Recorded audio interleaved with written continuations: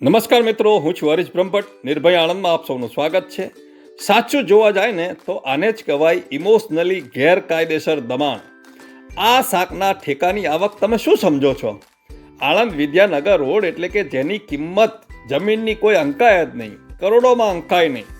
જેના પોતાનું કશું નથી તેને તો આની શું કિંમત હોય?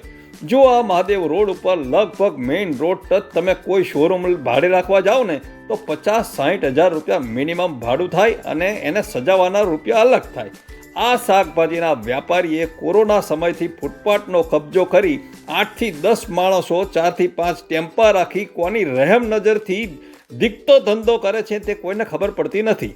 શું અહીંના ઓફિસરોએ આ જોયું નહીં હોય કે પછી આંખ આડા કાન થતા હશે?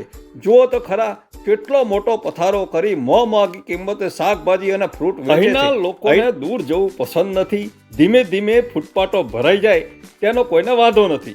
શું તમે એમ સમજો છો કે આ ગરીબ બિચારાને કમાવા દો? તો તમારી ભૂલ છે.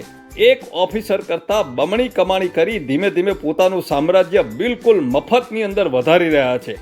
આવતીકાલે બધાની સામે દુશ્મની ઊભી કરીને કોઈ અજુગતું કરી ભાગી જાય તો અહીંના ઓફિસરો એને પકડવા જશે ખરા? અને ક્યાં પકડવા જશે? એમને કોઈ ખબર છે ખરું કે ક્યાંથી આવેલા છે? આવા પથારા તાત્કાલિક ખાલી કરવા જોઈએ.